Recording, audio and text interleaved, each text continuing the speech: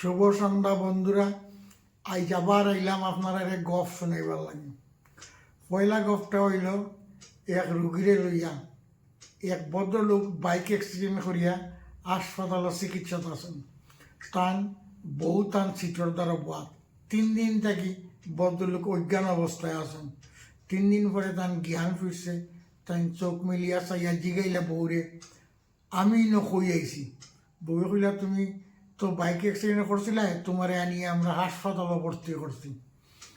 যে আমি কিতা আবার সুস্থ হই মনে আগর লাগান জামাইয়ে জিগাইলা। বউয়ে কইলা, ওই ভাই তোমার স্মৃতিশক্তি আস্তে আস্তে ফিরিয়ার। জামাইয়ে কইলা, কিন্তু এখান কথা তো আমি মনে করতাম পারিয়ান না, আমি বিয়াতি না আবিয়াতি। বউ তখন দৌড়িয়া গিয়া ডাক্তারে কইলা, স্যার আমার জামাইয়ে তো আমার এখন চিনরেও না। ডাক্তারে কইলা, চিনবা অত টাকার ওষুধ আপনি চিকিৎসা ফিস হলতেও খরচ করছেন, ইটাই খাম দিব চিনবা। আর না চিনিয়া জামাই যাইব হই, টেকার যখন পড়ব জামাই তখন বউরে ঠিক চিনব। ওখানোর গপটা হইল রাজনীতি লইয়া। রাজনীতি মানে রাজার নীতি বা নীতির রাজা। ওখন রাজনীতিত নীতি কতখান আছে বা না আছে সবেও জানেন, আমার এটার ব্যাখ্যা করার দরকার নাই।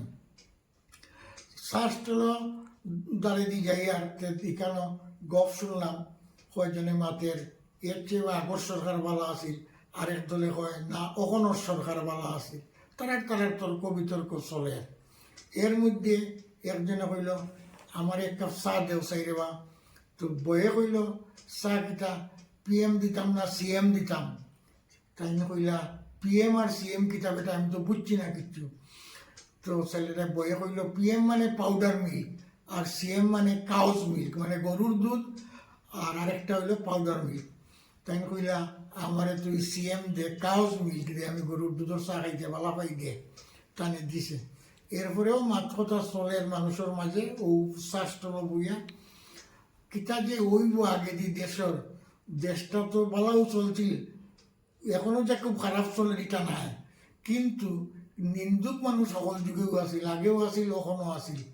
নিন্দুকে তো কইতেও কয় বুটোর আগে নেতা আইয়া ভাষণ দিবা, বন্ধুগণ আমি আপনারা বিদ্যুৎ দিমু, পানীয় জলের ব্যবস্থা করে দিমু। এর বুটারে কইল, আপনি পানীয় জল দিবা বালা কথা, বিদ্যুৎ দিবা এটা আরও বালা কথা, কিন্তু বিদ্যুৎ আপনি কই থাকি দিবা? আমরা এনে তো কোনো নদী নাই। নেতায় কইলা, নদী নাইতে কিতা হয়েছে, আমার আটকাইতে পারবাইনি। আমি পয়লা নদী কুদমু, নদী কুদিয়া জল উঠাইয়া ও জল দিয়া আমি বিদ্যুৎ সাপ্লাই করিয়া গড়ে গড়ে পাঠাইম। আর পানীয় জল তো আমি সরিয়ে দিমু, সবার বাড়িতে ডিপ টিউবওয়েল বানাইয়া দিমু।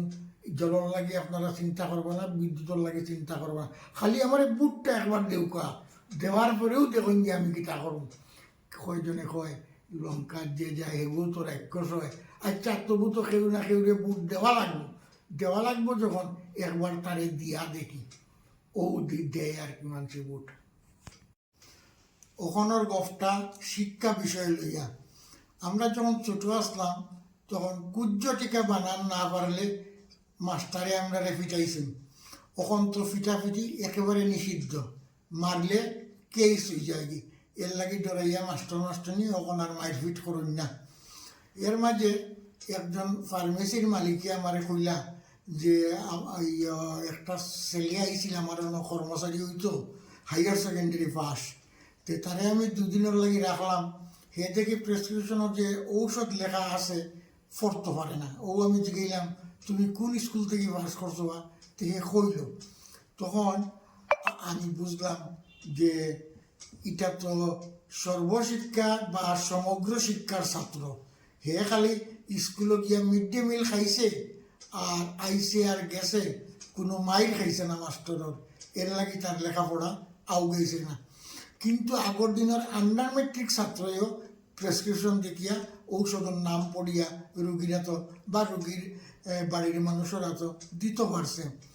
তো খাওয়া দাওয়ার ব্যাপারটা সরকারে চালু করছে, উদ্দেশ্য খারাপ নাই, উদ্দেশ্য ভালোও আছিল।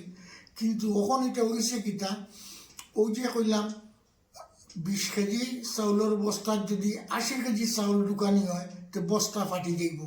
একটা কোটার ছাত্র 40 জন আটার কথা, অননিয়া 200 জন আটাইলে তো এই হালত হইব।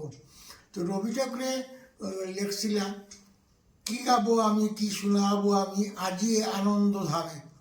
দুপুরটা কেউ ছাত্রছাত্রীকে গান গাওয়া আরম্ভ করে স্কুল, কি খাবো আমি কি খাওয়াবে তুমি আজি এ বিদ্যা নিকেতনে।